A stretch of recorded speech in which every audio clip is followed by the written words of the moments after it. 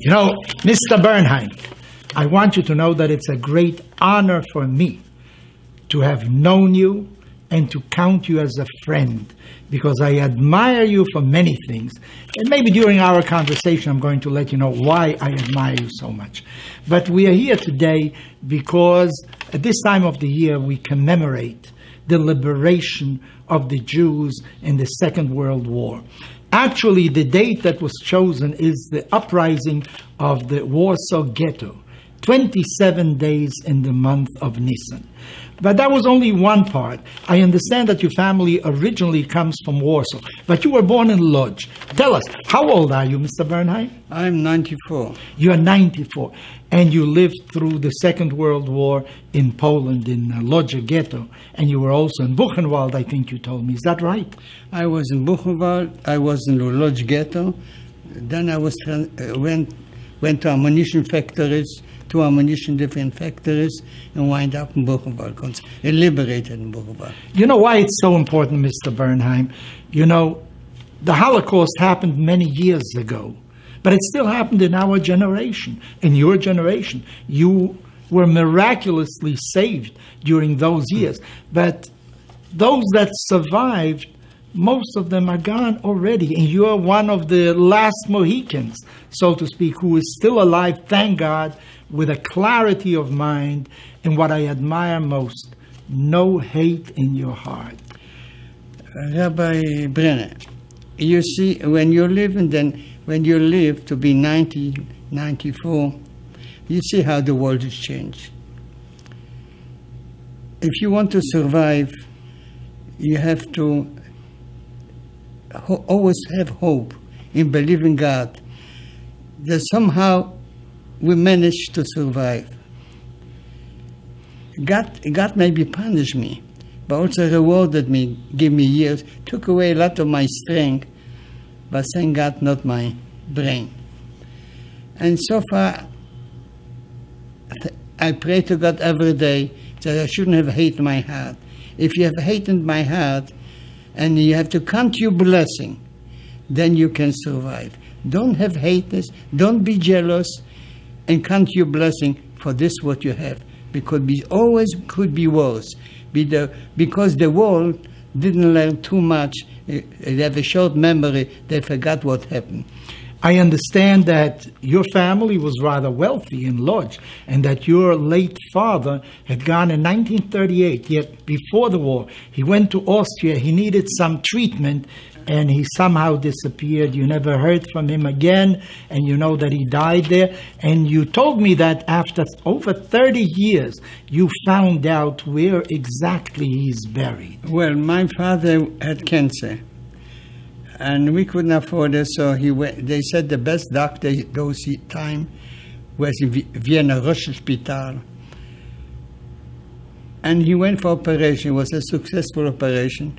Then he went 1938, he won the second operation.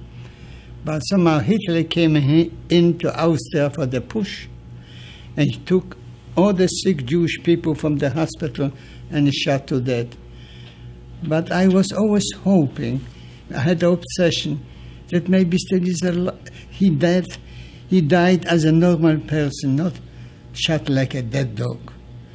And you also told me that you had a brother who died in 1938. He died even before the Second World War started, and the Poles killed him. How was that? Because the anti-Semitism was tremendous in Poland. And he got hit over the head, and somehow he got syphilitis, and he died. And my older married brother had a wife and child, 1940, I think. His wife and child were all deported and later killed. You were together with your mother until 1941, I think you told me. Yes. And then you were separated. Then they separated me with my mother. And what happened to her? Well, when they separated me, they put her on a truck to send to the unknown destination. I cried. I begged. Mm-hmm. But as I reached for her hand, as mother's heart, in the last moment, she pushed me in my hand her ring and yelled, "Save yourself, my son, save myself." And this helped me to carry on to surviving the war. You know, there is a man by the name of Viktor Frankl.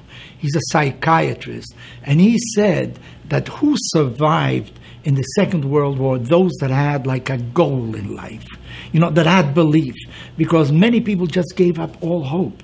But I say, you always wanted to live. You felt there is a God, somehow maybe you will be saved. I have a duty. When I got alive, God took me out from the hell. So maybe for certain reason. And my reason is this: I should reach the future generation, and you should carry out the torch of my message. They should realize how cruel is the world. The world is changed, sometimes for better and sometimes for worse.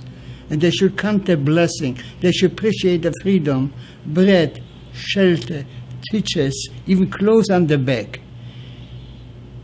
They should count the blessing and have hope. And we should always have hope. Never give up. If you have hope, you can always survive. You know, you told me that in the last few days before you were actually liberated, you were in Buchenwald, and you played dead.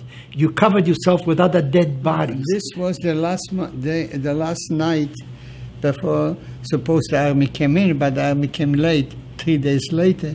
I was hidden, but they called my number, 12,510, to being called to report. But you didn't have a name, you had a number? I lost, in Buchenwald, we lost our humanity, we lost our dignity, we lost everything, got a number. My number was 12,510. And from this moment on, I became a number. So when they called to report, and that night they looked us for Jews to kill again, so I see in the last moment I got idea, I saw a pile of dead bodies.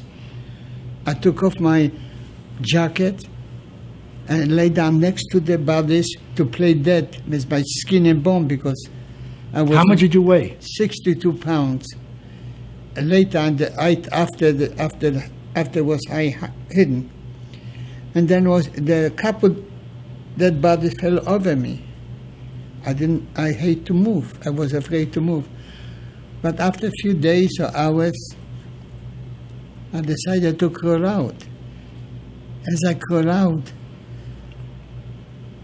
a couple of hands, American soldiers, pulled me out from that mountain of death. In April 11, 1945, I was reborn again. So you have two birthdays.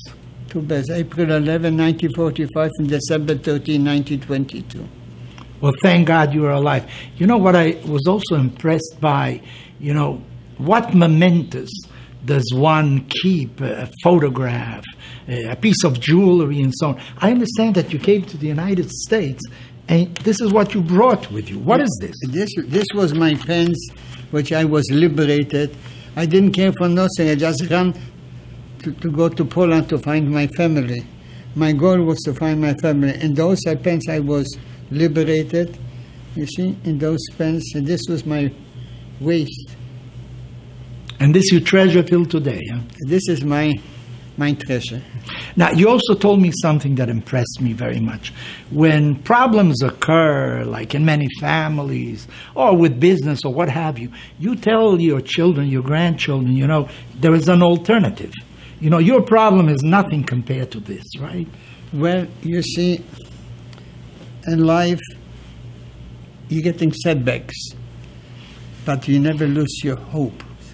So if I have a setback myself, and my children complain, the teacher's no good, the marker's no good, women sometimes complain that the dress didn't fit. I took them, my family, to the closet. I opened this. I said, how important your life is. Count your blessing.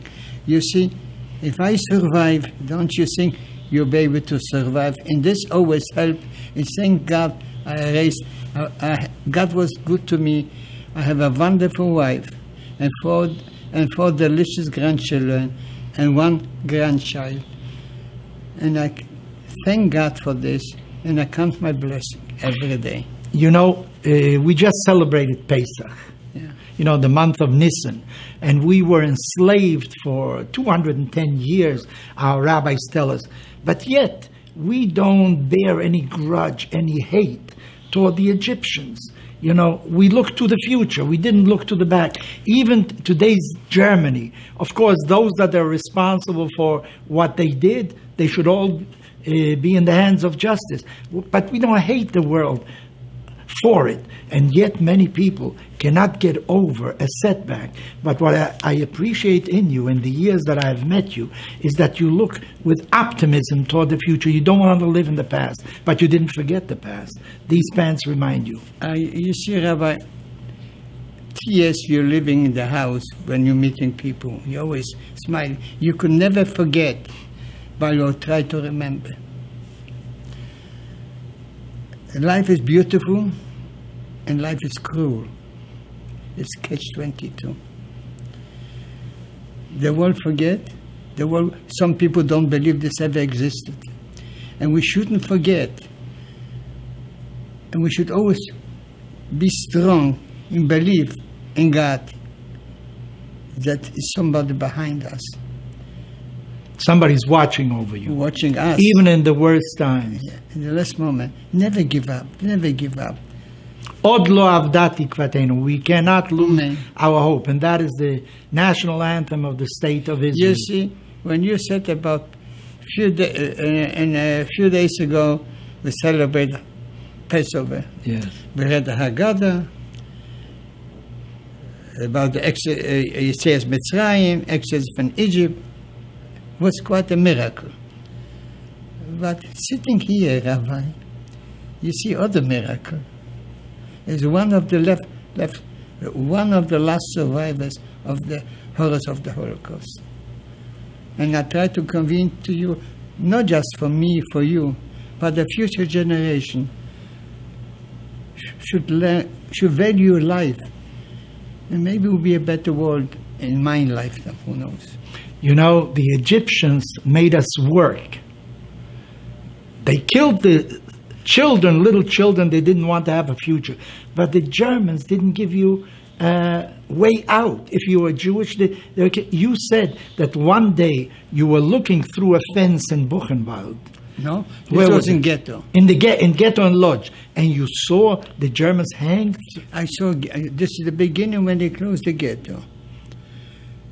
I looked in the paint, there was a big plaza, and I saw how the German hanging 3 Jews. Why? Because they're plain Jews. Just because they were Jews. Plain Jews. So you realize, by the way, maybe other people don't know, but I understand that you were in the jewelry business for many years, but you are a great artist, and that you have painted many things in a way symbolic, representing different moments of your life during those years. Did you ever have an exhibition of your paintings? Many around the Yes. country. I have one in Yad Vashem too.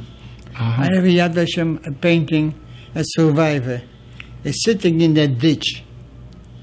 He says, I'm free to go. But where should I go? What should I do? Without money, without education, without future. Go. And I never give up. So I tried. I understand that you went to Italy. You were in Italy after the war, and then you were already on a ship going to Israel. Yes. What happened? The way, something was a fight between English people and Jews. And I was in the middle, I was young, I got hit, and I was bleeding tremor. They took me off from the ship and bring me back to Italy. And I was not able to go more to Israel. In what year did you come to the United States? 1949. 1949. And you got married 2 years later, in 1951. Without a pen, I didn't have for my license. How did you meet your wife? Well, we lived in the same building. Uh-huh. And you see, I used to... Is your wife Polish also? She was born in Poland she was too? born in Tomaszów. Tomasz. Where was she during the war? Also in Poland? She was hidden in different places, yeah. Uh-huh. So she's a survivor also. So, and when she lived with me, she's a survivor. She's the luckiest woman around. Come on. You see, you talk about the art. My first painting in art, what I painted, supposed to go to you. How did I start big painting? Because I want to write a book, but somehow the young people don't read no more books. Uh-huh. So I said, I'm conveying my life story, my personal voyage and paintings. And first painting I painted, I remember, I was also a gemologist in the diamond business. One of my customers comes to me, he was president in the Holocaust, appointed by President Bush. He said, I came to you, we should paint a painting for the Holocaust. Mm-hmm. And for the cover. I said, COVID, but so what did I have to paint it? I said, I was thinking about it, and I painted. I started. What I had in mind, what to paint. One friend of mine, Buchwald, told me a story in his little town. When the Nazi came in here, they kicked out all the Jews and put them surrounded by the shul and threw out all the books, Sidurim, Chemushim, burning. And they said to the little rabbi, take the Torah and throw to the fire. But the rabbi was very holy. How could he do it? He went with the Torah in the fire. And this I painted, and I call it Kiddush Hashem. Uh-huh. And this is my first painting, Kiddush Hashem. You will see him, if you have painting, you'll see my painting, Kiddush Hashem. You know, there is a story in the Talmud about one of the great sages in Teradium. He was burnt alive with a Torah scroll around him. And his Talmidim that were around said to him, what do you see? So he said, Gevilin Nisrafin. The parchment is being burned, but otiyot porchot ba'avir. But the letters are in the air. You cannot destroy the message. So it's very interesting that you saw a similar episode where the rabbi with the Torah was burned alive. You see, they burn our bones, they burn our children, but they couldn't bring our hope and our belief. That's a tremendous message. What do you say about what's going on in Europe today with a rebirth of anti-Semitism? Do you think it's possible to have a repeat, another episode of a Holocaust? I'm not a prophet, but I can tell you one thing, Rabbi, from my life experiences, the world has short memories. If they will realize, if you're going on vacation, you make the best of it. Life is just a longer vacation. Make the best of it, but they're not making. They're greedy. They worship sometimes money, and then they worship God. If everybody would be a little better, and like more each other, would be colorblind, we'd be a better world. If you not learn from the past, humanity has no future. Well, this is why I think your message is very important, that we shouldn't forget the past. And as you say, there are people who deny that this happened altogether, but here you are. Here are the pants. You can show them this is what you wore. It's not make-believe. Rabbi, sometime at night I think and wonder, was this reality or I'm imagining? I'm still in Lodge Ghetto, in Buchwald concentration camp, or Miami, or New York. Or maybe this is just a dream. How could I survive? But look, God was good to me. God punished me, but also rewarded me with a wonderful family and years to live. And maybe I'll still be able to continue with God's help.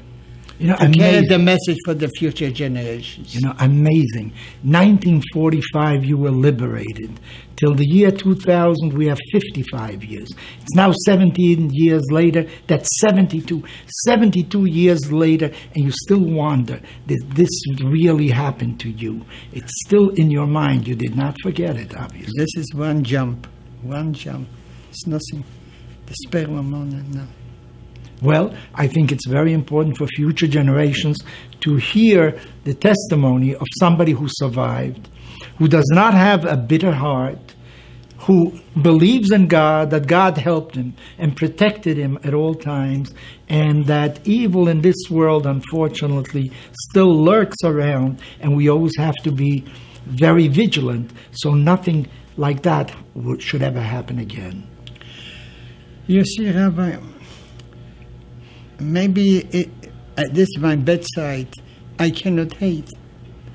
They ask me, could you kill the Jeremiah? Could you? They deserve to be killed. I cannot. I'm not meant to judge, and I don't want to be judged. And I want to be judged by God. And if future generation will appreciate what they have, and they count their blessing, and carry out the message, there shouldn't be hatred and prejudice, would be a better world. Even special now, our Jewish people should carry, because when Israel is fighting for its survival, for our dignity. And I hope that I will be able to live long and many years to carry out my obligation for the Jewish people. Well, I think it's a great message, William, and the fact that we now have a state of Israel that defends the Jewish honor, even though you weren't able to make the trip because you were taken off the ship as you were already on your way to Israel.